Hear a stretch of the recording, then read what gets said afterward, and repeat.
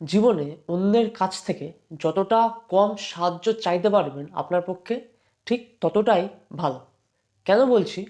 ধরুন আপনি কোনো একটা ব্যক্তির থেকে সাহায্য চাইলেন। সে হয়তো আপনাকে সেই সময় সাহায্য করল না। হয়তো সে ইচ্ছা করেই করলো না, বা সে হয়তো সেই বিষয়টা সম্বন্ধে জানেই না। সেই কারণে সে আপনাকে সাহায্যটা করতে পারল না। তখন আপনার কি মনে হবে? তখন আপনার মনে হবে যে আজকে আমার বিপদের দিনে আজকে আমি এই লোকটার কাছ থেকে সাহায্য চাইলাম, কিন্তু এই লোকটা আমাকে সাহায্য করলো না। এই লোকটা হয়তো ইচ্ছে করে বা জানে না, যে কোনো একটা কারণে আপনাকে সাহায্যটা করলো না, কিন্তু আপনার সেই লোকটার প্রতি একটা বিদ্বেষ তৈরি হলো। আবার কোনো একটা লোক হয়তো আপনাকে সাহায্য করলো, তখন কি হবে? তখন আপনার সেই লোকটার প্রতি একটা দায়বদ্ধতা তৈরি হবে। কারণ আপনি যতক্ষণ না পর্যন্ত সেই লোকটাকে আবার উল্টে সাহায্যটা ফেরত দিচ্ছেন, মানে আপনি যতক্ষণ না পর্যন্ত সেই লোকটার উপকার করছেন, ততক্ষণ পর্যন্ত কিন্তু সেই লোকটার উপরে আপনার দায়বদ্ধতা থাকলো।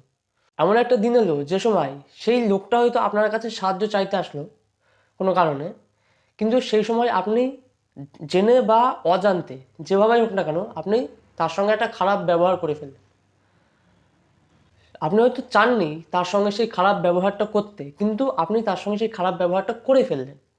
তখন সেই লোকটাকে কি মনে হবে যে আমি এই লোকটাকে তার বিপদের দিনে সাহায্য করেছিলাম, এখন যখন তার জীবন থেকে সেই বিপদটা কেটে গেছে, তখন সে আমাকে আর সেই সাহায্যের কোনো মূল্য দিচ্ছে না, সেই লোকটা আমাকে কোনো দাম দিচ্ছে না, সে সেই উপকারটা ভুলে গিয়েছে। তার এরকম মনে হবে। মানে কি, দুটো ক্ষেত্রেই কিন্তু আপনি সাহায্য নিলে বা না নিলে আপনি কিন্তু সেই লোকটার কাছে বা সেই লোকটার সঙ্গে আপনার কিন্তু একটা বিদ্বেষ তৈরি হয়ে যাচ্ছে। সেই কারণে জীবনে যতটা পারবেন নিচে থেকে নিজের চেষ্টায় কোনো কিছু করবেন, অন্যের থেকে সাহায্য নেওয়ার চেষ্টা করবেন খুবই কম।